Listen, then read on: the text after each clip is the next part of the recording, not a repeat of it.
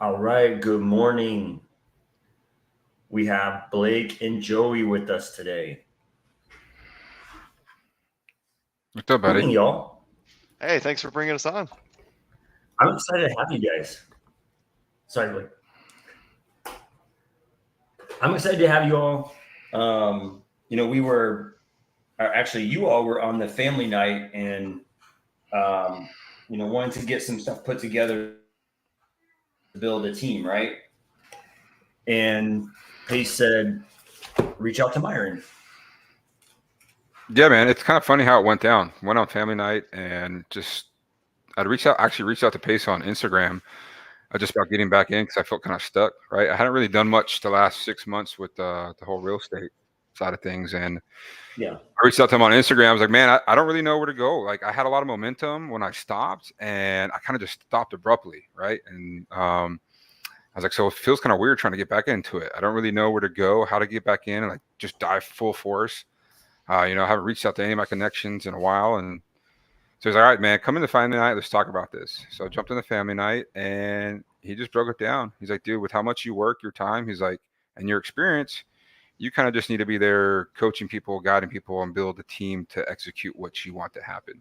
He's like, there's so many new people, right? Just lay some of that knowledge and experience that you have on some of these new guys.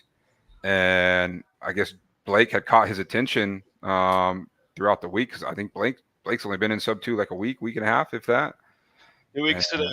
2 weeks today. There you go. We, So Pace like, hey man, this would be a good guy for you to partner up with. So he connected us on the family night, and he said, go out and make stuff happen. Right, 90 days, give it a shot, go full go, and see what you guys can do. And that's when he dropped your name. He's like, what would be a good method is you guys go after the Myra method. And I was like, all right. Well, I don't know what the Myra method is, so I'll reach out to Myron and we'll figure it out and we'll go from there. So that's where we are, man. yeah. So have you all talked about building something together, or are you going to get cold callers, VAs, or what is the team going to look like? Are you all just still thinking through that part? So we wanted to wait till after this, to after we Okay. had a conversation with you to see what the method was. But we've been talking. Blake and I have getting to know each other the last couple of days. We have a plan, right? So he had a bunch of people reach out to him. I had a bunch of people reach out to me, and the plan is to kind of treat it like the elephant challenge, where we'll take those newbies and Awesome. grunt workers, right, and have put them in the positions to do most outreach. Um, and Got I it. think, with my oversight, with Blake kind of helping implement the things, right, I can be there oversight, help coach when I need to be. Blake kind of be more running the day to day of it. And so we'll get these. We were talking about bringing in maybe 40 people and narrowing it down to like 15 to 20 really action takers to go out there daily and kind of work with. Yeah, I would say, that sounds good. can you hear me okay? Yeah. Yeah. I think we really want to embody the spirit of mess around and find out. I have a door-to-door sales background, and a lot of times we were just kind of figuring things out on our feet at the beginning of the season. And kind of the same thing with this is just set up black and white expectations for just simple things of action items we need to get done each week for the people we bring on. Those who complete the action items, they continue to keep going on. And those who don't, nothing against you. It's just if you're not going to take action, we don't want you here. And we basically just want to work with people who want to be doing their first deals or people who want to regain momentum who had it previously. What was the last thing you said? People who want to get their first deal, or what? So we want to work with people who want to get their first deal as well as people who want to regain momentum. Okay. Yeah. I like that. Regain momentum. All right. It's exactly where I'm at. I need to regain momentum. I had great momentum going and I just smacked into a wall. So it's time to get it back going a Who are little you, bit. Joey? Who was on that team? So Who was? Are you all separated out, or? yeah, man, we did it with so it's Rob Sema, Jason Grizzle, Justin Birch, Darvin Lewis, Oh, that's a pretty powerful team right there, bro.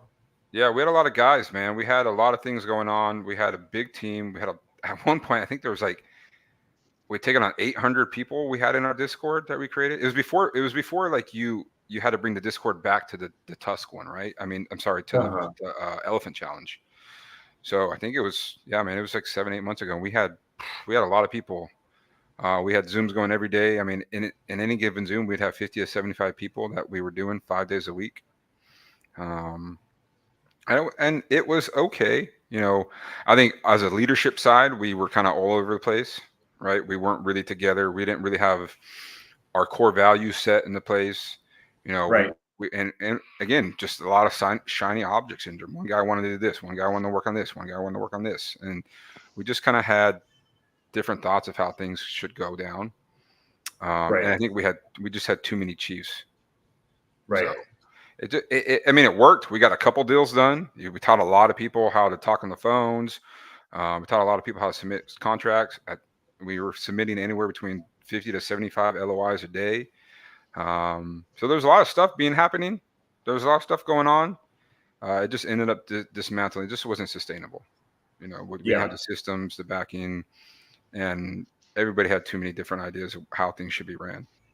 Plus, one of the partners ended up setting some guys up for failure and having them lose a lot of money. So that was not very awesome. Yeah. So, you know, I feel like there are iterations to the things you want to do. Yeah. So you going through that gained a lot of knowledge on what works, what doesn't work. And that's a lot. A lot of people don't have that. Mm-hmm. Right. And so, you know, if you're talking with Blake, you're talking with other people, hey, when we do this, we got to build it this certain way. You know, we got to have JVs, roles and responsibilities for everybody. So everybody knows what's asked of them, what they should do, what they shouldn't do. Right.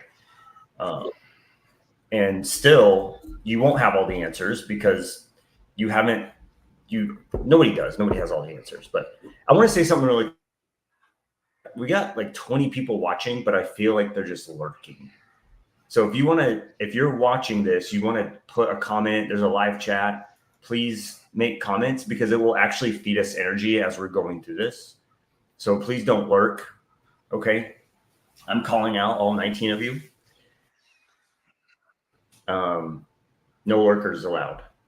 All right. So I'll just go through this, like, because Pace said do the Myron method, but y'all are like, what even is that? So basically what I teach is pulling a list, and it can be low equity, it can be cash, it can be whatever. Build a system that is email based through agent outreach. Okay, good. We're seeing some comments come through.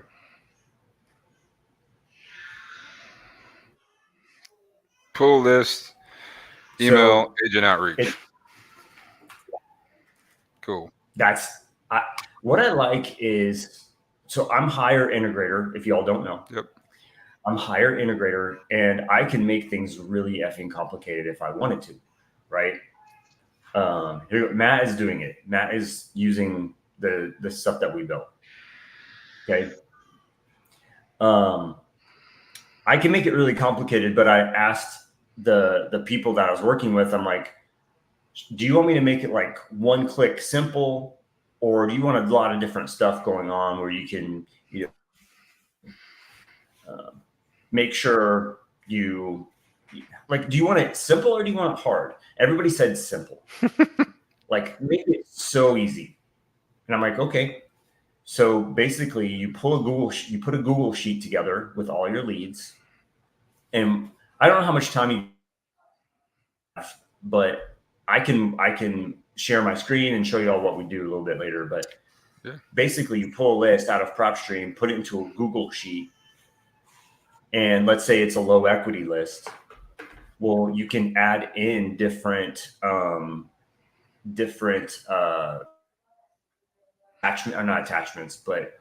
plugins, Google Sheet plugins that send out emails for you. So the thing that I like about it the most is that I can just pull these emails right out of PropStream. The agent emails are there, or if less, even better, right? Is my audio coming through okay? Yeah, it's coming through it. So are you emailing them through your CRM? And so that way you're able to track everything and have your outreachers communicate with them? We do both.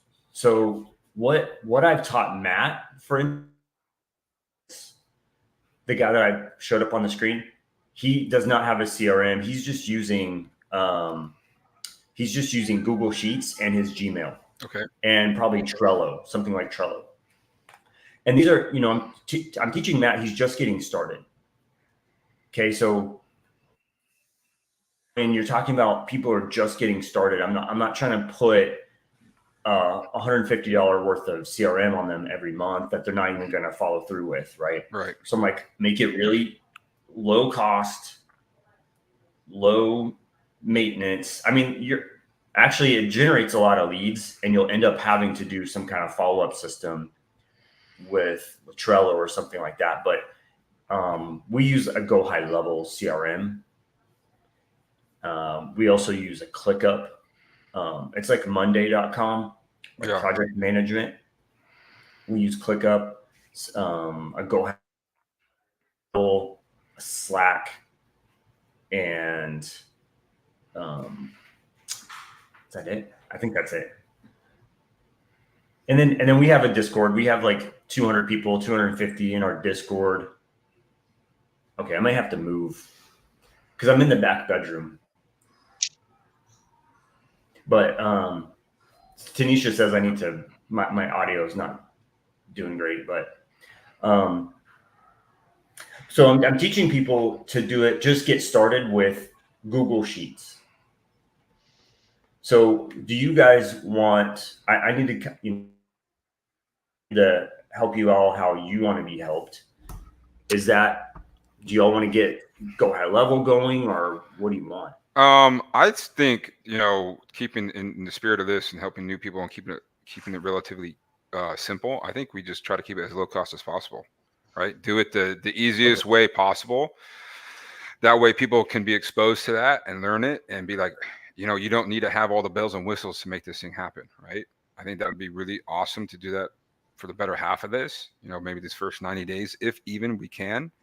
And then if it's successful, then we maybe look on to moving on from that. But just like, let's show people how to get this done the easiest, simplest way possible. Okay, I love it. So do you all, Blake or Joey, who's the integrator on the team? Yeah, I don't think either one of us is that. I'm definitely more of a visionary closer.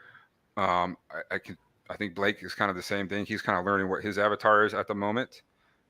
Blake, right? You're not an integrator. You're not tech savvy guy. I'm not a tech savvy guy. I haven't even gone through the avatar challenge yet. I'm just trying to stay from try to keep off drowning here with all the information that's being thrown at me. Ideally, if we could, I have not used a CRM yet myself. I've just been doing guerrilla marketing before for the cash deals I've done. If there's a CRM you recommend that would be highly easy to integrate for tech illiterate people, that will allow us to follow up in a way that we don't have to really think about it, that would be great. If you have any recommendations there. To just get started, Blake, just sign up for Trello. Just get Trello, and you'll need to me, well, here's I'm going to break it down. Here's what's happening in our business. How about that?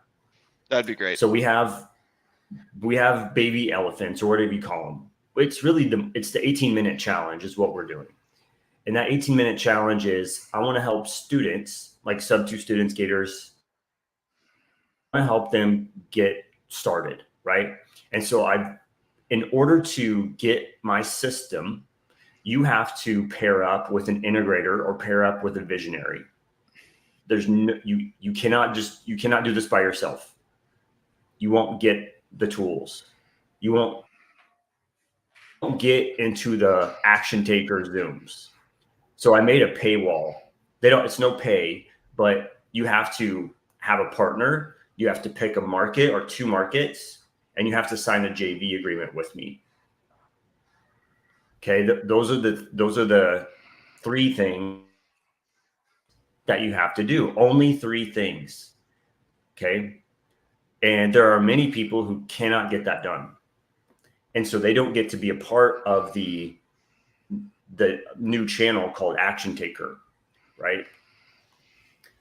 This is what I did. I'm not telling you what to do. This Yeah, is how I the kind barrier of to separated entry. those people out. We were talking about Yep. that. I was explaining at the break as well. We needed to come up because again, we have people reaching out to us, newbies especially, and we need to come up with a way to create a barrier entry into this because that's one thing I told them I learned is you're gonna have a lot of people that want to get in on this, but at the same time, you're gonna have a lot of people that aren't gonna take action or are just gonna be sitting there trying to consume, and we don't have time right now to deal with those people. We need to have That's people the that want biggest to pet get things peeve, done. man. Yeah, They just come in and like suck all the information out of you and then bail, right? exactly. Like, wow. So I made all of my tools. If you complete those things, which are free to do, you can be a part of the new Zooms. There's a whole separate channel, different day of Zooms that help you get started with your team. And because I feel like there needs to be, here's how I run it, or here's how I'm teaching people to run it is the integrator is the one who pulls the list, puts it in, and starts the email campaign. And then they text or call their visionary and go, hey, bro, I just sent out 400 emails for the week. Get ready. Get ready. And the visionary person's like, oh, crap.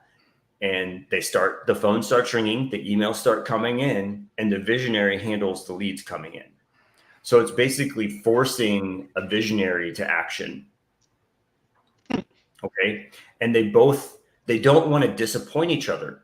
The visionary doesn't want to disappoint the integrator, and the integrator doesn't want to disappoint the visionary. Right? Oh, I got to put leads in there because I want to bring them leads. I don't want the integrator does not want failure. Right? The visionary goes, oh, I need to handle my stuff. So I thought it's just a team aspect is really what makes it work for us. Then, like putting Blake on the phone to explain all the ins and outs of a sub 2 deal is not going to happen. I'm sorry. He doesn't know all the answers, right? So there is going to need to be someone who's a closer. All right. So Blake can kind of help facilitate the Zooms, facilitate stuff, answer some basic questions, but there needs to be somebody who's gonna, maybe like a Joey, who's gonna pop on the Zoom. Let's get some high level questions answered, and then where do the leads go? So what I suggest for you all is make a decision on where you want your leads to go. We use ClickUp for our leads. So it could be a Google Sheet, it could be ClickUp, it could be Trello, whatever it is. What my problem is when I get a lead, that new person does not know how to do follow-up. And so that lead comes into our system and we take it. Okay. We went through the iteration of saying, hey, you to do your own follow-up on your own lead and get it ready for the close. Well, we weren't closing deals.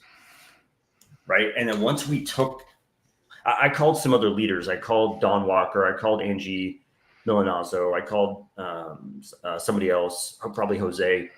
And I said, when you guys get a lead from Elephant Challenge, what happens? And they all said, no, control of it.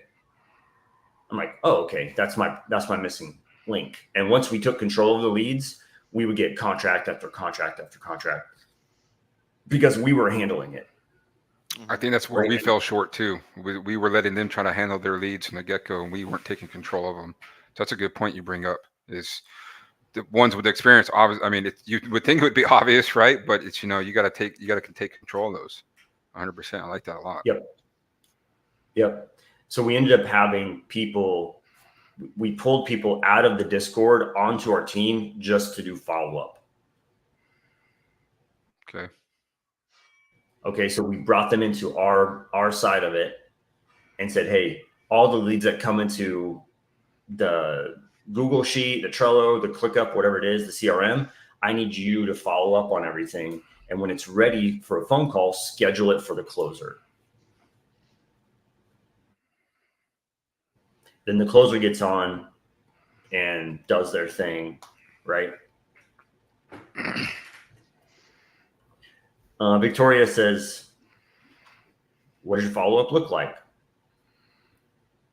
So that's going to be, the different cadences. I'll let Joey answer. The different cadence depends on the how hot it is, right? If it's a hot lead, you blow them up every day. Some people do if it's a hot lead, they'll do 5 calls every hour to get them on the phone, or a call every, whatever it is. It depends on the heat level. Yeah, I think if it's warm, it could be every 3 days. If it's hot, it could be every day. Yeah. I think that's something. So something I learned with the follow-up is the sooner you get on it, the sooner you're going to make it happen. So we're going to need somebody really there paying attention to that all the time. Something that I learned from, so I actually, I don't know if you know this, but I went and took a Josh and Tiffany High course. I spent 2 days with them in Ohio at their workshop. Yeah. And then I actually joined their small group, dropped $25,000 to get into their high level mentorship. And that's one thing that they really taught, man, is when those leads come in, it's you need to be on top of it within 2 minutes, especially if it's a hot lead, right? Because they're going to lose interest real quick, or somebody else going to get it to them. So speed to lead is super important. Having somebody to be able to access that all the time. And then going back to what you brought up about the integrator too. Podio build out then? What's that? I said, do you have a Podio build out then? No, man. I ended up withdrawing from the program. When I took a step back, they ended up, which was great. They were great. They let me take a step out of the program, but so I don't have anything. But I actually ended up connecting with an old integrator. I don't know, sure if you know Mike Foster. He's somebody. He was my old. We joined Sub 2 together. When we came in. So he's a big integrator. And I talked to him last night, and he's all about it, man. He's been trying to get back in the game himself. So he's somebody that we can have come in and really take control of the system in the back end and help out in that aspect. Got it. Okay. So however y'all want to take control of the lead, whether it's Podio, Trello, whatever it is. Yeah. But at the same time, you want to teach those new students or whoever it is how to do it. Right. So, ask them to put their own Trello together. They need to move the boxes around. Right. Move it down the pipeline. ClickUp. Yeah. Do their own pipeline. I ended up doing ClickUp. It's $9 a person, something like that. And it's just our team in there. And when I move the status of the deal, it will email the person who sent it in, right? Automatically. And, High Level does that too. You can, whatever, I think Podio does it too, whatever you want to use, but you could start this whole thing with just Google Sheets and Trello yourself. And then as you go along, add on different things. But so let me ask this question. When you all did your big push, Joey, and you got deals, did you all raise all that money? You Gator AMD on everything? We never used Gator EMD on any of it. Kind of just used personal money, to be honest, which was silly. Gator was starting to blow up a little bit, and obviously having Rob, but yeah, we just decided that we wanted to use our own money on it. But the issue was we weren't getting a lot of deals converted because we weren't taking control of the leads.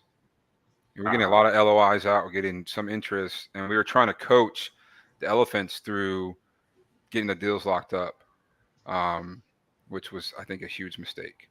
We should have taken more control of them and been on top of them ourselves, because the ones that would touch, we would get under contract, and we only end up getting like 3 or 4 deals on the contract throughout that whole thing. Because again, main focus was to get these guys to learn the whole process and be a part of it. And again, I think that's really where we fell short. So Myron, what I'm that's good. Go ahead. Yeah. Sorry. So from what I'm seeing, the big thing is to make sure the people are doing the work. But once they get the work done, then they're twiddling their thumbs and don't know where to go. You take control of the lead, show them how to do that, and make sure the lead gets closed.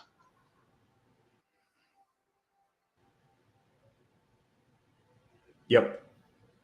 Did I freeze? Funny how I think my internet's bad right now. It's funny how small and simple things like that, though, affect it so freaking much.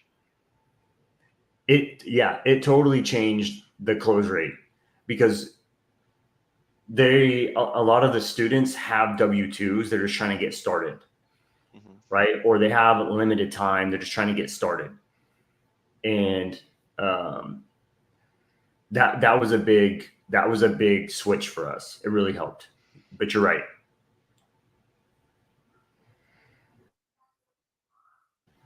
So, okay. I like the Google Sheets idea. Starting there, keeping it as simple as possible, and just keeping track of that. I don't know what your thoughts are after hearing some of this stuff, Blake. I'm thinking as simple as possible would be great. Like, I'm liking the idea of paying for ClickUp. Just from what I understand, sounds like it'd be nice to have better way to kind of deal with the lead funnel and lead control. Yeah. But just trying to keep it as simple as possible, so we can be as effective as possible, but also still not being afraid to spend some money on marketing tools that will save us time and make us more money. Myron, when you guys are sending out your initial email to these lists, are you sending out an LOI right away, or what does that look like? Are you you doing an initial introduction email? Walk us through that process. Okay, yeah. So it depends. Ryan Schroep and I got together. Ryan Schroep made this tool that analyzes prop stream list, right? He made this tool, and I got together and I said, bro, I made this Loi calculator. We programmed our own things and we brought them together. And so we made this LOI generating tool, but now we're charging like $100 a month for that. Okay. And the people that I'm bringing into, like the new students, I'm not going to sit there and try to sling my stuff to them. So basically what I did is just put a Google Sheet together and send out emails. That's it. There's no attachment. It's just an email. The email can, since you're doing some kind of automation, you can put numbers in there, right? Because PropStream gives you some numbers. But yeah, it's just like an introductory email. And then quickly after that, you can do a follow-up with an FAQ.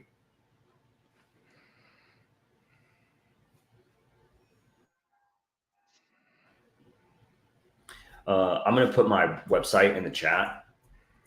Or hold on a second. I'm going to get a link. In your intro email, are you explaining that, hey, we're trying to purchase these properties creatively, or are you just like, hey, we're interested in buying your property? What are more details? I say take over mortgage payments. Okay. It depends if it's seller finance or sub 2, right? Yeah. But yeah, we say this is our offer to take over the payments. Mm-hmm. and put some equity in the seller's pocket and pay the agent. Yeah, I can give you on the back end of this, I can give you what that initial email looks like. Yeah, because I remember when I was Just getting when you super. get it, throw it into ChatGPT. Okay. Sorry. Yeah, no, I was just saying. I remember when we were going, hardcore into this. A lot of the times we weren't leading with the whole creative financing or they're taking over your mortgage. It was always like cash first, creative later kind of thing, right? Yeah. This is just me personally found again when you would leave. It probably also depended on who was talking, but when you would leave with the creative or the sub two or taking over the payments, a lot of times it seemed to turn agents off.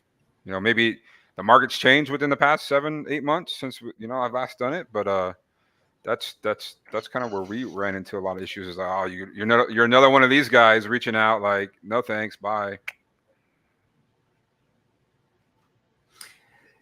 You can set your emails up however you want. There is also Jerry put out one of my partners told me about this Jerry Norton formula for cash.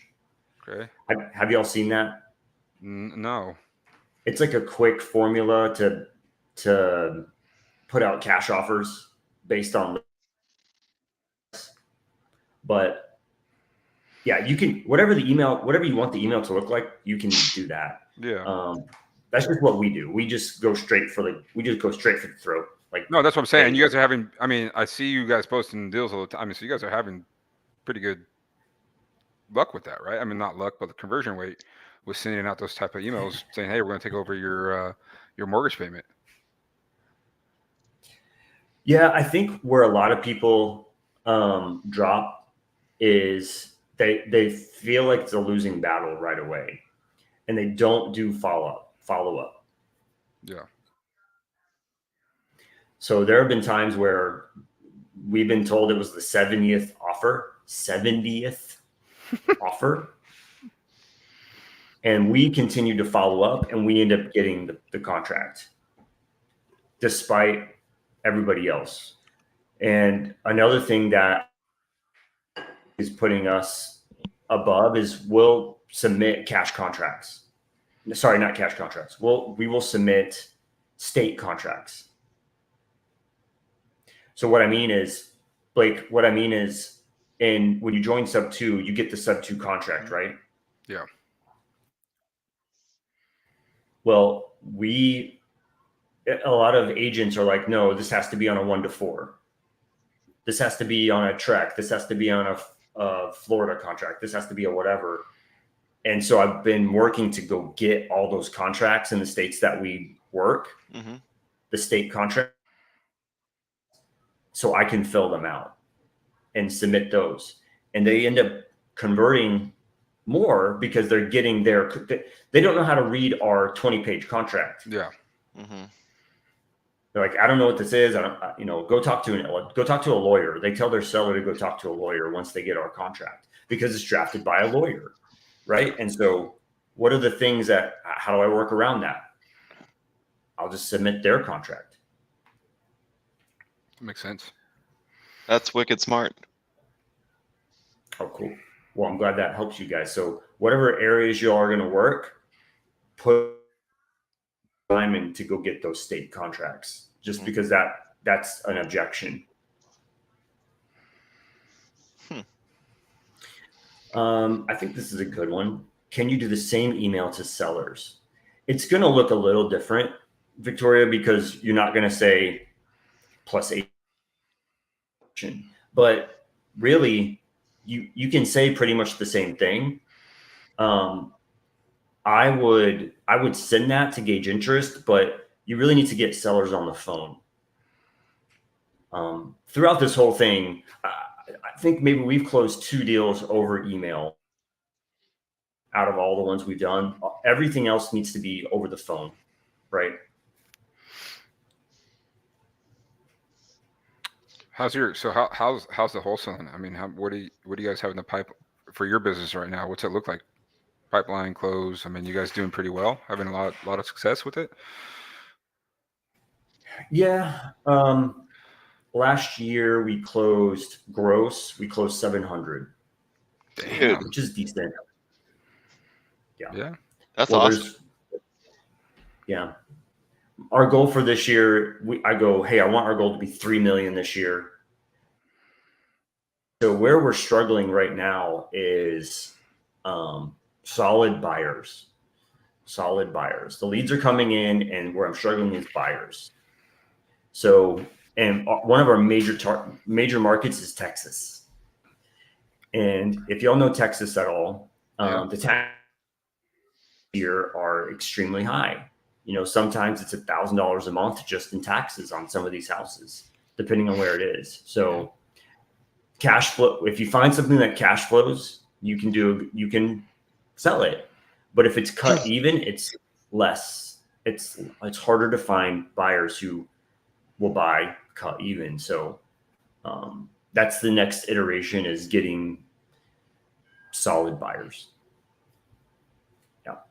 So we have 10 for dispo right now. Wow, good for you. Yeah, buyers. It's an issue out here, especially. I mean, man, my taxes have gone up. My mortgage has gone up like almost $400 in the past year or 2 years. It's great. It just went up again, another $150. And I called them. I was like, "What is going on?" Like, your taxes went up again, man. I was like, Jesus. So yeah, no, I get that. Do you notice a lot of people? I remember, people are like, "Hey, sell me your sub 2 deals, even if it doesn't cash flow." You think are a lot of people still buying deals like that right now, or not necessarily? The more experienced buyers. Do you see that still going on? It does. They're less and less. So what I think happened was a lot of people were doing that, and now they're recovering. Yeah.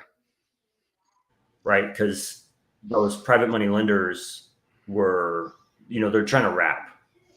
Okay. And that was 6 months ago. Right. Mm-hmm. And so now they've had 6 months of holding, and they're still sitting there. Right. Yep. So you will get some people that are wrapping, but a lot of people are looking, go out and look, hey, I'll buy sub 2 $500 cash flow long-term rent. I'm like, dope, I'm keeping that.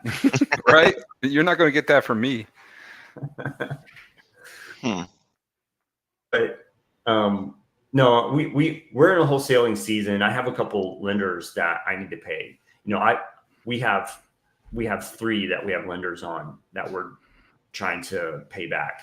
And there are other buyers that are like 40 and 50 lenders that they're trying to pay back. So we took it really slow, and we're more in a wholesaling season. So I don't like owing people money, right? Or being behind. Yeah. It's the worst. So, but a lot of people are wanting to buy and get private money, and, they're interested, but they just don't have those connections yet. And so, but yeah, there are buyers. I mean, I think this week we should close 5 if they all close, right? Yeah. They're all signed. They're ready to close. We just had delays last week. So, and they more went like pad split or short term, like a cabin in Oklahoma or a cabin in Tennessee, stuff like that.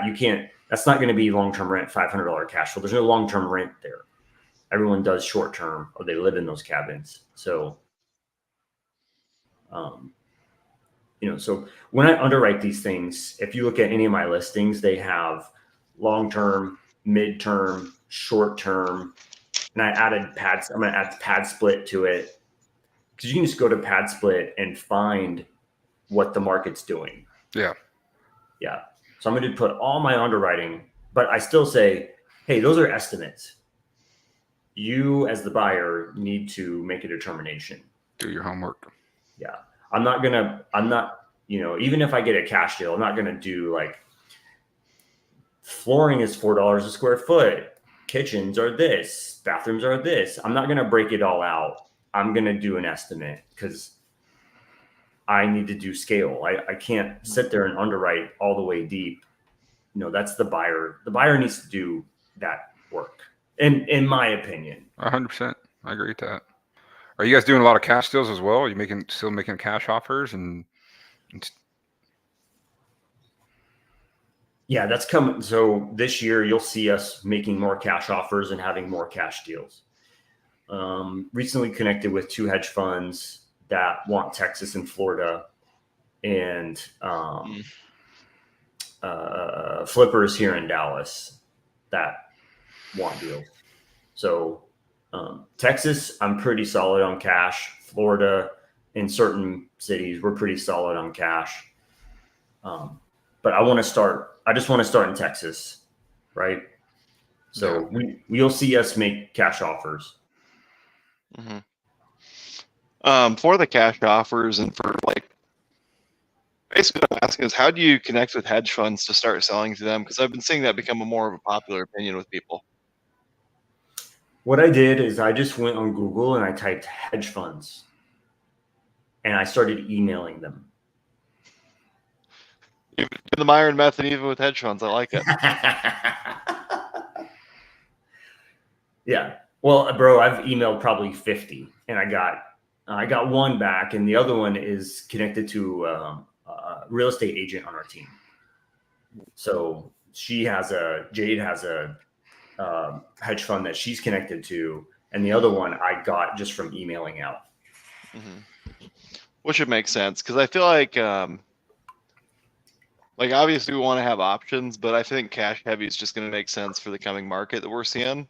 And ideally, as many holds. Well, I want to buy sub 2 to hold myself. Ideally, I don't want to be wholesaling that many sub 2s personally. Yeah. So don't forget about seller finance. Don't forget about cash. But if I'm going to help you all at all, just pick one thing, whether it's sub 2, cash, whatever it is, just pick one thing. Don't do 8 things to start.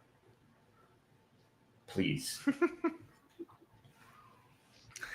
Yeah, that always goes over really interesting when you're trying to do a little bit of everything. Yeah. I appreciate the reminder. Yeah. Just try not to have shiny object syndrome when there's shiny objects everywhere here. I know, man. It's crazy. Had to walk Blake off the edge the other night, man. I told him we all go through it, right? Especially when you're in your first 2 weeks, like the amount of information, the amount of cool shit, all the leaders you're seeing, like all these people making money and fun things going on. You're like, man, I want to do that. I want to do that. And then you get overwhelmed and you're just like, shh. I even told him, I was like, man, listen, you're 2 weeks in. You're not even going to be the same person in 6 months, right? What you're doing now, you may not even be doing in 6 months. As you learn, as you grow, I mean, you have no idea. The people you work with now, we might not even want to talk to each other in 6 months, right? Like, again, you learn who your people are, you make connections, and you just try to have a clear mind when going at it, because it is overwhelming. I will say I've had probably the most unrealistic 2 weeks of the last 2 weeks you could ever have in sub 2 possible. I've had an hour-long YouTube live with Pace Morby my first day in sub 2. I got a ticket to Squad Up Summit the next day from another student. I felt like 10 different teams that were trying to cut me into pieces, trying to hire me at first, when I didn't want to work for somebody necessarily. I wanted to work with somebody. And I've been so grateful for the love, the connections, the information. And it is, like, you're entirely right, Joey. You got to just take everything one bite at a time and recognize that you don't want to be the same person 6 months down the road, and that things are going to change, and just learn, grow, and be patient. Give yourself some grace. And I think the one thing I'd tell anybody to have if they're starting out is have unrealistic expectations, because even if you don't get everything you want, you'll be blown away with what you can get. Like, I'm having a conversation with Chef Joey and Myron Briley right now as someone who's only done cash deals in his 2 weeks into sub 2, just because I was a squeaky wheel. Like, it's crazy what happens when you do stuff like that. Well, I think it's interesting that someone who was a squeaky wheel is now on this Zoom saying, well, what can I do? Say that again, sorry. Right? How can I get involved in this? How do I, huh? Sorry, it cut out for a second right when you started talking. Oh, I'm sorry. What I was saying is, I think it's interesting that someone who was a squeaky wheel is now on this Zoom wanting to be involved, has joined Sub 2, is like kind of, you didn't drink the Kool-Aid. I'm not going to say that, but it's like you're wanting to learn more. Oh, he is.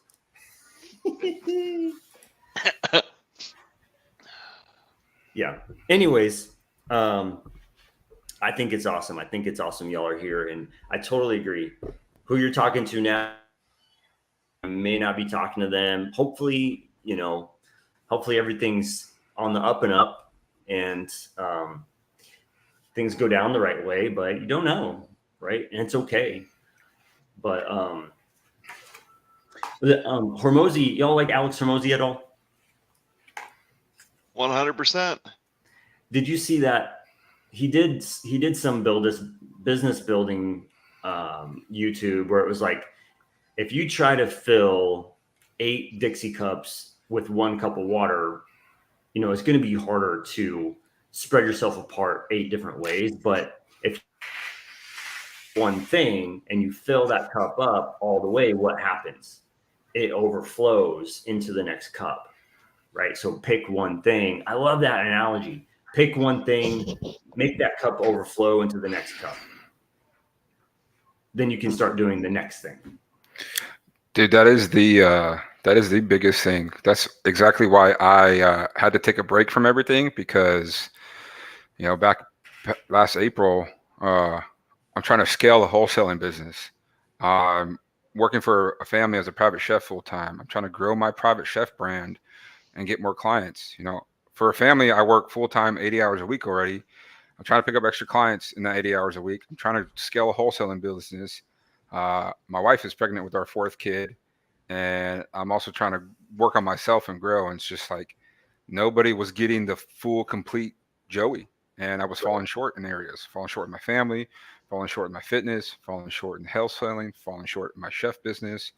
And it just wasn't working. I'm used to running at a high level, and I'm used to doing a lot. Like I can handle doing a lot, but like at that point, it just got to be way, way too much. And that's when, I was leaving the country with a client to go work in Greece for a month, and I was like, all right, I'm just going to pause it all. I'm not going to do anything. I'm just going to focus on my client. I'm going to focus on working out while I'm out there. And man, my mind became so clear. I got real hold of myself, and I was like, all right, I'm taking a break from a lot of this. I'm going to take, however much time I need off. I told myself I was going to wait till the baby came, right? I'll wait till the baby comes. I'll get going with her and make sure the baby's set and the family's taken care of. And then maybe if it's right, I'll start coming back into it. Yeah. Sure enough, I had the baby in December, hanging out with the family, still working, and things just slowly started coming back. Like I think the thing that kickstarted for me to get back into real estate was a month ago, I made an offer on a venue, a wedding venue out where we live. And it was a sub 2 hybrid. It was a hybrid deal, sub 2 seller finance. And then an agent reached out to me. He's like, hey man, can you review the sub 2 contract? Like I'll pay you $500 to review it. I was like, all right, well, maybe this is the universe telling me like, hey, it's time to get back in the game a little bit. And sure enough, connect with Pace, and here we are. So that's really what I want to do, man. Make sure I put it in one cup, right? I'm overflowing now. Got my fitness in line, got my family in line, got my chef business in line. Now starting to start filling up another cup and getting back into this real estate stuff. That's awesome. That's awesome. And you're bringing Blake. Now you're going to fill Blake's cup. Yeah, shit. We're going to fill each other's cup, man. I can't do it alone, right? Can't do it by myself. I've tried too many times. I personally made the mistake of like, let me join your team. I can be a closer, and then end up not being able to make calls. And the guy's like, dude, where you been? Like I need somebody who could be right there with me in the trenches, somebody that can soak up the experiences that I have, the information that I have, and be able to help implement it, because I can't do it by myself. I know that. Yeah. Well, and I find it funny too, like 2.5 weeks ago, I'd got to a point where like my cash wholesale business was drying up. I didn't know where to go. I ran out of money. I joined the Elephant Challenge as a last resort, because I'm like, maybe Pace will show me a better way of doing this, and then I'll finally join sub 2 like I've talked about for a year. And then the Elephant Challenge got nuked, and I was the squeaky wheel that blew up the Elephant Challenge, if you know about that. And then Pace just called me out black and white. He's like, the guy who complains like that probably just doesn't believe in himself enough, and probably lives in his mom's basement, is just a little bitch. And he didn't say it that way, but that's what I heard. And I was like, oof, you know what? I am struggling to believe in myself, Pace, but damn it, I'm going to double down on myself. I'm going to figure this crap out. And I decided to join Sub 2 that day. I got everything figured out Monday, and I jumped it with both feet, and I still can't believe the connections I'm making right now. And just, if you double down on yourself and you really jump all in, there's just nothing that can hold you back. It's ridiculous. That's incredible. I want to ask this to the chat. Who else here is struggling? They feel like they're trying to fill like 5 or 6 cups. They need to get focused. Who here in the chat is feeling that way as well? Joey and Blake, if you all get someone who wants to, Joey, Blake, teach me, help me. I want to learn. Where are you going to put the people? Are you going to put them in a Facebook group? Are you going to put them in a Discord? Are you going to just put them in your phone? I think we're going to have to create a Facebook group right out the gate to kind of get everybody together, and then go from there. Depending on, I don't know how to start a Discord group, so depending on who we find as an integrator to come do that, probably end up putting that together. But yeah, initially we have to get a Facebook group started, because keeping people in your phone just ain't gonna work. We need to be organized. Even a WhatsApp chat, right? Might get that going, but yeah, really got to get together as a group in one of those and kind of start there, right? Yeah. So if people are going to reach out to you, how would they do it right now? I would say, so people have been reaching out to each of us separately, right? You can find me at Chef Joey 63 on Instagram, or even text me. My cell phone number is 714. Hold on, we can you type it in the comment thingy? Comment thingy. Where? Oh, okay, perfect. 714-299-8970. Oh, you put it over here. I'm just gonna put it in the chat. Oh, okay. I'm not. Gotcha.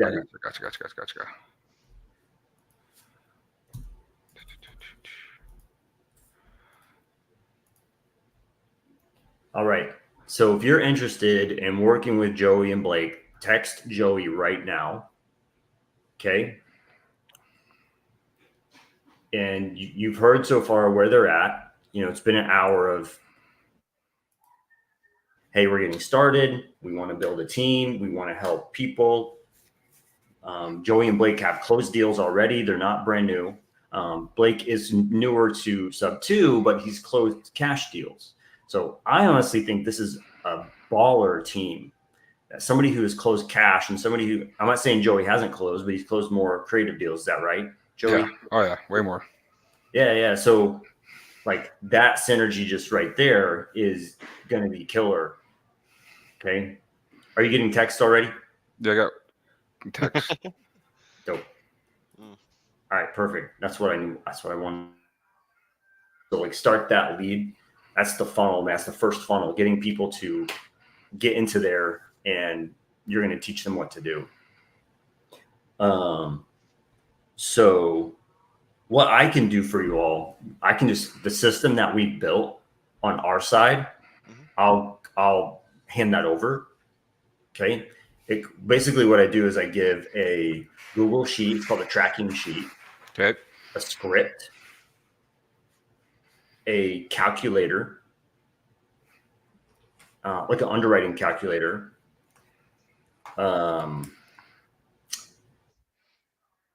probably a net sheet calculator, and then you would put a form together. So if someone's going to send you a lead, where do they put that? You don't want them to text you or email you leads. That's horrible. I've been there and it's horrible. So put a form together that they'd be able to put all that stuff into a form, and you get a mortgage statement or whatever it is right away, as quick as you can. But basically, I built that. It's one tracking sheet, and all the things that they need are in that tracking sheet, right? Yeah, makes sense. And then you all can just take all that stuff and mix it up, and make it Joey or make it Blake. We'll mess around. We'll find out. Exactly. I appreciate you doing that, though. That's huge. We're figuring it out on our feet, but that's the best part of I feel like any kind of business is just recognizing that we don't have all the answers. And if you did, well, you wouldn't be where you're at today. And anybody that has all the answers now, it's because they did the hard work, and it took time and time again before it worked out. Exactly. Yeah, this stuff doesn't just happen over, just because you spent the money on sub 2, right? You have to do the work. Exactly. I just got a friend of mine referred into sub 2 just the other day, and I told him that, I'm like, hey, just one thing to remember: just because you put money here doesn't mean it's going to do anything for you. If you spend money on a gym membership and you never show up, you're not going to get fit. 100%. Exactly. Gotta do the work, and this work ain't easy, man. It can be very, I don't want to say deceiving, but when you see all the YouTubers and all the influencers and all the people out there in the world doing all the real estate stuff, making all the money, doing all these things. Yeah, I mean, you get guys that get lucky, that get their deals done right when they jump in, but most people are really having to put a lot of work. It's a lot of work. It's not easy. It takes a lot of time, takes a lot of effort. It takes a lot of want and drive to do these things. Just like you said, you can pay for a gym membership all day, but if you ain't going to put in the work, nothing's going to happen. So let's see. Y'all are going to do a Facebook group. Is that right? Yes. I think so, yeah. And we wanted to do probably weekly Zoom meetings or something along those lines. We're still kind of defining all that right now. I just paid for my Zoom account just in prep, but that's all. Sweet. Yeah. So, okay, you're having a Facebook group. You got a Zoom together. Are you going to start scheduling? Huh? I'm thinking Facebook group, scheduled Zooms, a Slack. I'm thinking, or maybe something similar to a Slack. Yep. Trello, and then wherever your leads are going to go. So are your leads going to go into a Google sheet, like a Google form that goes into a Google sheet, or just Trello? Or I think there's a way to do, probably ask an integrator to go from Google form to Trello. Mm-hmm. And all your leads just go into Trello, and then, then you take it from there. Which would make sense. We got to find our people too. We've had all that outreach, getting those guys together, getting everybody on a Zoom together, and kind of talking about expectations and what we're going to do and the processes, and kind of just throwing them to the fire, right? Build it with us, come with us, and make the things happen. And I think a big part of this will be recording it, documenting what we're doing, how we're doing it, and just being able to share with people, have it be a learning experience, of what happens when you go out and you try your best for 90 days. And that's what I told my wife. I was like, all right, this is going to be kind of maybe my last hoorah of trying to get it back into wholesaling. I'm going to give it 90 days. I'm going to give it a good effort. And, if it catches, it catches. If it doesn't, it doesn't. At least I tried it again. And if it doesn't catch, then that's probably going to be me hanging up my hat when it comes to just wholesaling, not real estate, just wholesaling. Because I think, with what I want to do and the hospitality side of things and private money lending, and I think there's a whole nother side of me that can do those things. But I like wholesaling. I like the aspect of it. I like teaching people. I like having your own lead generation source, because what is it at the bottom, at the root of everything, right?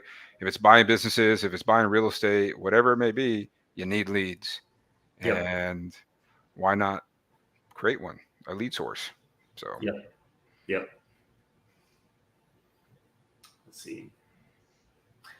I think I was going to share my screen and do some, but I don't think it's time yet. Maybe when you all, if you want to do another live where you want me to break down just like piece by piece, I can do that. Or we can do a Zoom. Yeah, let's do another live. Let's do one maybe in like a week from now. That way we're a little bit better organized and kind of, if that works for you, obviously. Yeah. That way we have our shit together a little bit more in a week from now. Yeah, you can get a Facebook group and get Trello and do all this stuff in like 1 or 2 days. Yeah. So, and speaking of, we were going to have a Zoom call. I think some of you guys might have had that sent out. We are rescheduling that. We'll send you the new time for it. Just letting you guys know. cool.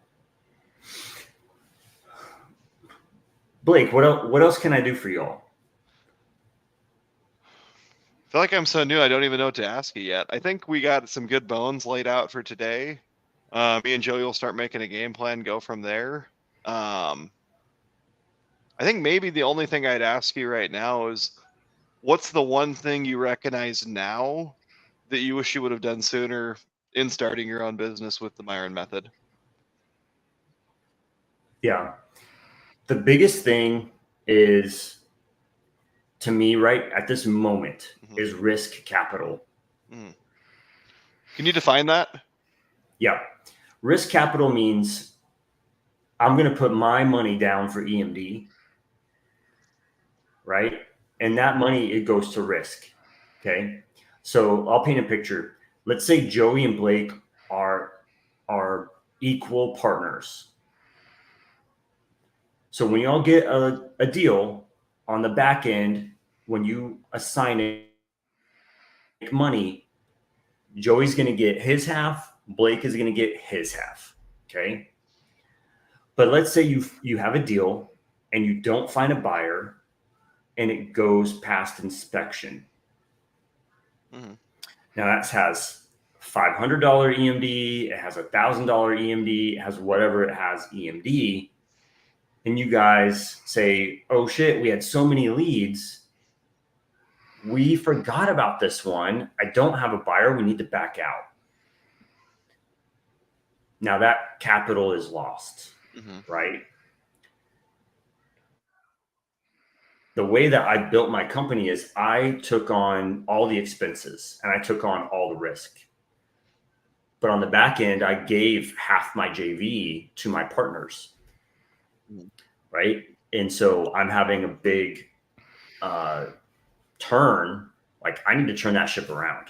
I can't do that. I can't have all the risk and half the reward. It's not fair. So I have to change that. Now, I did that because I'm like, I'm the leader. I'm putting this together, right? And so it was a failure on mostly my part. It's failure on me. All of it is. But I have to make a change. Okay. So my systems weren't in place to make sure that I don't lose my EMD. That's my fault. Okay. And if we do lose EMD, what does that look like? You got to paint every single picture. You got to color all the numbers, man. You can't leave any number uncolored. You won't have a full picture, but you don't have all the answers yet. Yeah. You don't even know that number exists. Like, oh shit, there's a number over there I didn't color. Dang it. So, it's going to be, as you guys learn, Joey, it's going to take 3 months to even get going. Okay. Cause you have like all these brand new people. I'm not saying you haven't done this before, but like all these brand new people, and you know how leads go. It takes 30 days for an agent to go, okay, let's talk about this again. Right. So I bet once you all hit the 3 month mark, you're going to go like, okay, now this is working. Now it's kicking butt. But there's a guy, John Herr, are you still here, bro? I'm here. He was here. Is Joey frozen or? Oh. No, I said there's a guy in the chat, John Herr, who is doing basically what we're doing, and he's seen a lot of traction. To me, it looked like right out of the gate. But I want to know if he's still in the chat, John Herr.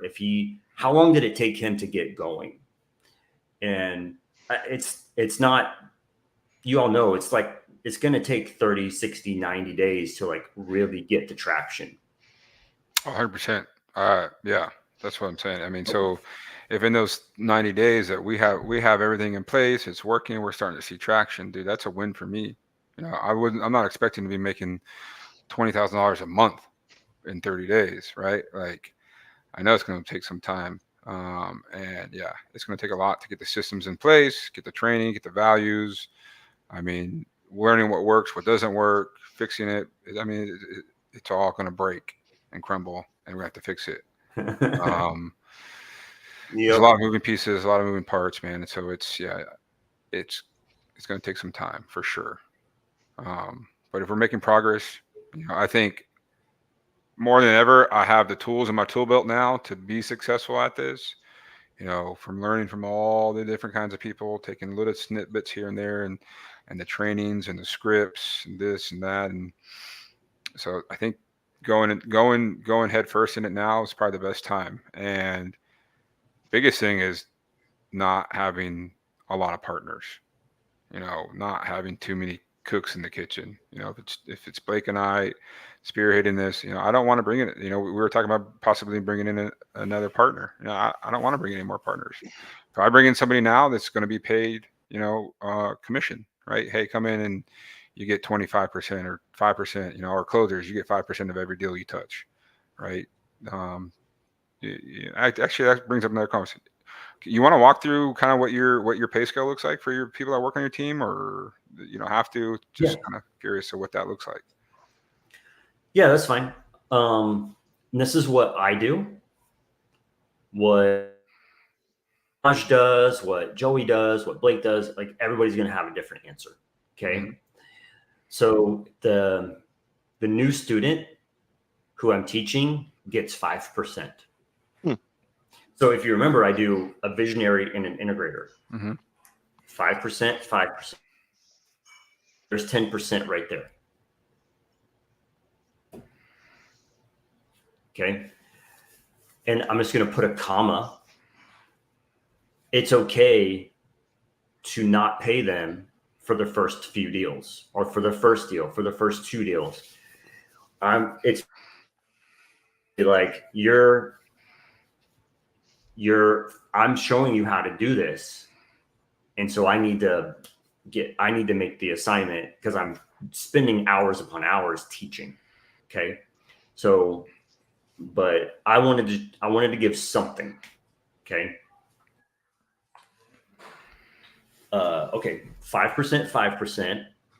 And our follow-up person who, like, the lead comes in, and that follow-up person gets it to the close, right?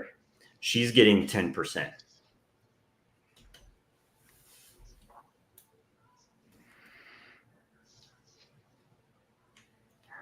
I have an underwriter. So the underwriter is that deal's going to come in, and the underwriter is going to tell the closer, hey, this is where we need to be. He's getting 10%.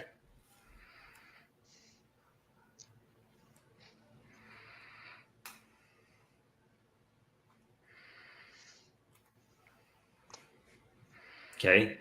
Then we had a dispo person at one time. They were getting 5% of each deal. Were you paying your closer 5% too, or 10%? My closers are partners. Gotcha. Smart. So my closers make this, whatever I make, they make. It's split. The reason why I did that is because that's what I wanted. That's what I wanted. I want partners. So I want somebody who's going to feel the responsibility of this team, right? So that's just what I wanted. So y'all can change and move those numbers around however you want. But, you know, I mentioned Jade before. I said, you know, I want Jade to feel like she's a part of this business, right? And so when she closes it, that's money in her part. And I want the heat. I want the heat to be felt. Like if we don't close, I want them to be my closers, not mine, but like our business together. And even if I find something that I want to buy and they closed it, I'll bring them on as a partner that in acquiring it. Yeah. Now, this is just what I want. I know I have to keep saying that, but like, this is not a rule of thumb. None of this is a rule of thumb. It's whatever you want. So if Joey says, hey, my closers are going to get 10%, that's it. Because I'm going to put all the risk capital in. Joey is, right? Joey's going to do all the risk capital. I need to have operating expenses, right? So all the other assignment that's coming in, divvy 20% to war chest, 20% to risk, 10, you know, and then this amount of money goes into my pocket, right? So it depends on how you want to play things. All right, it's good. I always like hearing how people break down their business and pay schedule, because it is different between each person. And you know, a lot of people, when you get started with this, right, a lot of the newbies or the outreachers are like, oh man, I'm gonna get 50% of that. You know, it doesn't really work like that. You know, you have to pay your dues, and when you got somebody doing a lot of the work and putting up all the money, it takes time, and you have to have real expectations going into these things. That, hey, you know, I might just be getting an 8%, 5% of this deal for the first couple ones until I really get my feet wet and realize how to do this. And it's not a revolving door, but you got to understand people are slowly going to cycle themselves out. Yeah. Mm-hmm. Okay. And that funnel of bringing new people into your group always has to be open. You have to be marketing that, right? Because those are your new leads. So instead of you doing the outreach, you're teaching people to do all that. Now you can do both, but if this is your business model, then you're teaching other people to go do it, so they bring you the leads. But that's your marketing. So who's going to do that, right? Who's going to put up risk? Is the risk going to be? If y'all are going to just whatever the things that are needing to be done, who is going to do it? And that's on a JV agreement with the split they are getting. And they sign it. Yeah, right. Yes, I will do that. You know, you have to, anyways. And if they don't do it, what happens? Y'all know, have y'all seen John Wick before? Mm-hmm. Yes. What happens if you violate the rule? You're dead. If you violate the rules, you're out. John just got kicked out, but typically you die, right? But you know, if you violate the rule, what happens? You have to leave. Simple, but you have to say it. Maybe not like that, but you have to say it. Like, hey, if these met, I will have to find something else to replace you. We'll have to find something else, maybe, or we'll have a discussion. Like, how's this partnership? Like, how does the partnership need to change? Right? Because what if you put integrator stuff on Blake and he's like, oh, what? I don't know how to do this. Right? Yeah. And that's, you know, be fair for those people that you're partnering with, because this JV model is a partnership model. No one works for you. I'm saying stuff you know, but the 20-something people that are watching. No, man, it's good to talk about. because I may know it, but like you said, there's other people that may not know it. And it's good to have these things brought into light and be fully transparent, because when I was getting started in it, it wasn't talked about like this, right? People weren't very forthcoming with how it should be, how it should go. And to kind of streamline that and cut out a lot of the BS so you don't have to go through is great. You know, you're probably the third guy I've talked to this week that said, make sure you keep your funnel, your pipeline full of acquisition people, because they're going to come and go, and make sure you're cutting the dead weight, because that's something, again, we didn't do back a little while ago. We weren't cutting the dead weight. We were letting people hang out and just consume, which was a big mistake, right? We have to create that want and need to be there. It helps create that culture, it helps create that energy, and, you know, letting people know, hey, you're just going to sit there and consume for a week. You got to go. And because we got a pipeline of people who are eager to learn, eager to come in. So yeah, man, I really like that.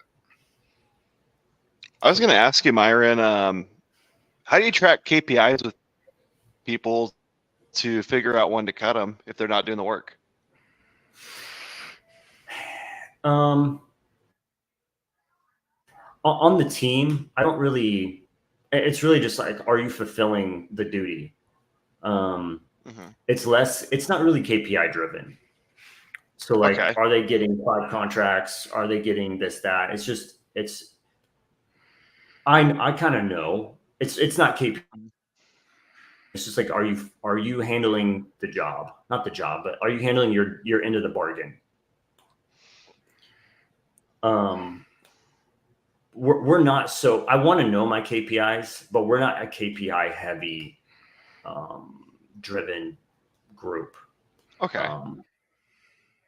We're working towards knowing all of our KPIs. I mean, I know how many deals we're closing, you know, how much money our average assignment is, you know, that normal stuff. But, you know, bro, there are people who don't know what their average assignment is. There's that don't, not until like 2 or 3 months ago did I know what an average assignment was for us. Because I think and I would probably lean on Joey, but like, it's to get started, you just turn and you burn.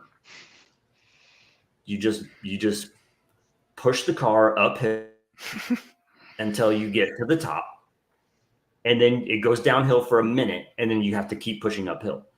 And it's like when a rocket is taking off from the Earth, it takes a lot of freaking fuel to get up, right? And that's kind of what a lot of us are doing, is just putting all the energy, lifting that rocket into orbit. So it's my way of sidestepping your KPI question. No, that makes perfect sense. Yeah, it's pretty easy to tell when somebody's not participating, not active. I mean, you're gonna know. You know, not making the calls, not putting the time in, not the role plays, whatever it may be. Yeah, you can tell those people that are. What's your guys', if you don't, you know, what's your guys' average assignment fee right now? You feel like sharing that? About $11,000 per deal. And those have been mainly creative deals, right? Only creative. Only creative. Okay. Only creative. We've had a couple cash contracts just because we're dipping our toe in all that. Yeah. And I have not been able to close one. They've been in Florida, and I'm not complaining. I'm just saying my buyers aren't there. So we just tried. Wait, say that again. See, your cash buyers aren't in Florida? Yeah, he doesn't have cash buyers in Florida. Oh, okay. Yeah. No kidding. They're in Texas. Okay. Mine aren't. So okay, got it. Sorry, I misunderstood what you said. That makes sense. Like, I know plenty of cash buyers in Florida, but I misunderstood what you said. Yeah. Have you tried? So obviously, with building a buyer's list, right? Have you used the Myron method with buyers, building a buyer's list, going through prop stream, pulling it, and email blasting them? Yep. It's pretty. You know, you probably get one out of every list, right? That will actually talk to you. Yeah. The last one I did, it was in Crestview, and I got a bunch of people that are like, "Yeah, send it to me," and modern method, and ended up calling all of them, but nobody answered their phone. Texting all of them, emailing all of them. Actually, texting went through better, and I got a few people out there, and they just said, "Yeah, send it to me." And I'm, well, okay, cool. And I sent it to them, and look at it. No. Like they're playing with me or something. Yeah. So I ended up talking to a buddy who has Investor Lift, and he has whatever the level is, they can just download a list. So I went through and called all those, and just couldn't get it moved. Really? All right. I just couldn't get it moved. Texas, I'm so much stronger. And so I think that's the cup thing. Like, I want to start in Texas, get some deals across. Let me build Florida before we just jump there. Have you ever not able to say, yeah, absolutely. Bro, when I started, we were closing almost every deal we got. I'd say maybe canceling 1 out of 20. And now just the market over the last 6 months has just kind of like been really weird. And a lot of the buyers are dried up, or they want a lot of cash flow. And now I think our KPI is more like maybe disp and get rid of one. Like, we'll get these contracts, and 1 out of 3 will drop off. I think Maj had a question in the comments. How do you recommend going about following proper candidates for cold calling? There you go. Following proper candidates for cold calling. So how would you find them? Maj, just what I would do is go into sub 2 and say, hey, does anybody want a cold call? You know, one of the biggest things I got was people would say they want a cold call, but they actually don't want to, because they are afraid of the phones. And I'm sorry, but everybody's afraid of the phones at first, right? But the people that just keep going is what you want. You know, people who are afraid and they need some guidance, right? That's kind of what you want. And so, Maj, I think for you, if I were going to answer for you, you have somewhat of a team. So someone needs to be coaching, if not every day, a couple times a week, 3 times a week on your cold callers, how to navigate objections, or at least build a little community of people who can talk to each other about it. But I mean, this is what the whole thing is. Like, Blake and Joey are building a Facebook group of call or email people. And the biggest thing we did is put people through the crystallizer assessment. The crystallizer means integrator versus visionary. And if they aren't higher on the visionary, they do not do cold calling. Joey, what did you? Say that one more time. Sorry, you broke up. I'm sorry, man. My internet must be not great, but what did you all do about cold calling? We just had everybody who was new was cold calling. There wasn't an option to cold call or not to cold call. That's how we were doing all our outreach. So we would role play a little bit in the trainings, right? On the Zooms, we would role play. We let them listen to myself making calls, Jason making calls, Darvin making calls. So they would hear us. We would, and then they would go out, and then we'd do like a little what was that, round robin, hearing people call, right? So we'd pull somebody up, let them call on the Zoom. Everybody would listen, and we'd give feedback, and we'd do the same thing. Boom, let them listen. And it got to the point where, all right, now everybody was calling at once, and then if somebody would get an answer, they'd raise their hand, and we would highlight them. Boom, okay, cool. Highlight them, let them go, and everybody would get feedback. But regardless, if you're a newbie, if you're in on the team, you're calling. If you're not calling, and that's where if you're not calling, all right, you got to go, kind of thing. Can I just be a little cocky here for a second? The best thing I Good. have on everybody here is I spent 5 years of my life getting doors slammed in my face. And I can kick the living shit out of just staying on the phones even when I don't want to be. I might not be the best at cold calling, but I've had guns put in my face, have had dogs set on me, I've been bit by a dog while knocking doors. Like, you can't get me through the phone. I'm not scared of you. I'm gonna laugh at you. And I think just getting through that mentality is the biggest thing. Like, the phone can't bite back. You'll be okay. Like, it's not as bad as you think it is. And once you just get to a point where you've just made a few calls and you've just got your teeth kicked in, what's gonna happen? You're fine. You're gonna get a deal. Everything works out. That's awesome. Man, I cannot wait to see where y'all are in just like 1 month, what this is going to look like. I'm actually pretty excited for you guys. I Thanks. got Just some hearing ideas. that, I'm I'm excited. like, oh, this is going to be dope. This is going to be dope.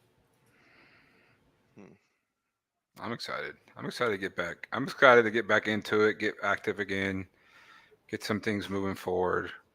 I'm not gonna lie. I told it to Pace. I was like, man, I kind of missed that. I missed that extra income every month of being able to, having that assignment fee come in. So it'll be nice. It really will. It'll be worth it. It's gonna be worth it. When it's said and done, it will be worth it. I like Maj's comment. That's funny. Well, I just want to say this, like the reason why I did integrator versus visionary is because there are like just don't want to call and I'm one of them. Okay. So like we exist. So, let that person do the integrator side of all the lead source, right? Helping other people build teams is you'll see it, y'all. You'll freaking see it. It will come. It will come correct. And a lot of people are like, "Thank you for doing that." And I really like it too because you get a built-in accountability partner with people that are starting out, which is something they need. And you make it so it's like, oh well, if I don't do it, he's gonna be mad at me, and I don't want somebody mad at me. I don't want to disappoint anybody. And it's so funny, like in human nature, I like. There's a lot of things I've noticed you're doing where you turn human nature on itself in a way that betters both people involved, and I really appreciate that about what I've seen about how you do things. Cool. I think that's cool. I think so. I think humans are flawed as it is, and we got to find out how to not act like we're still hunting and gathering. So, good on you, Myron. Thanks again for just everything here. Yeah. So that's another thing too, man. Is how do we, we pay you back? How do we, bring value to your world, right? What does that look like for you? Is it us giving you whatever, 10% of every deal we get done is the first 10 deals? Is it you kicking you people? Yeah, like what is it we can do for you? Just split a couple deals with me. That'd be great. Cool. And what I would like to do is do like another week, and then let's go like next Tuesday or something like that. Okay. Or we'll come up with our Zoom or live plan, but and then let's do like 1 month after that, or 1 month in, or something like that, and just kind of get a couple. You guys will be run your own channels and stuff like that, but I think it'd be cool to see some iterations of you all, because what's happening now is not going to be the same that's happening in 2 weeks. It's going to be like totally different set of problems. I'm here for all the new problems. And I think it'd be cool y'all need to get your YouTubes running, and we can stream to both your YouTubes and do all this whole thing as we go along. Social media, cool. Yay, bro! Yes. I know, man. I gotta get going. I feel like just not in this world, but even in my chef world, I've missing out on a lot of money. I'm leaving a lot of money on the table by not having an active social media. I see all these people blowing up, and if I just would have documented this past year of my life with the private chef world and all the places I travel and things I've done and dinners, man, it would have been cool. It would have been interesting. So I'll kick myself in the butt for that. Well, I want to. Could you hire somebody to do it, Joey? Yeah, I Could think you hire somebody to do the recording? I think I need to. I have a lot of content in my phone from just pictures and places we traveled, and if I have somebody that I can just dump it all to, and they can just put it on my social media, I think that's the best way to go. Yeah. But my fault too is, I get so wrapped up in my day, like I don't record the cool moments, which I need to start getting better at as well. Is taking advantage of those moments. But it's hard when you're in somebody's home and you're trying to bang out dinner. I don't want to be like, oh, that guy like recording stuff and we're in the kitchen talking to myself. You know what I mean? So I got to get past that. It's a mindset thing. Yeah, and just ask them like, hey, before everybody sits down, they don't record their kids and stuff, but like before everybody sits down, can I take a photo of or a video of what we did? Yeah. Business, because you have a business. Yeah, 100%. Yeah.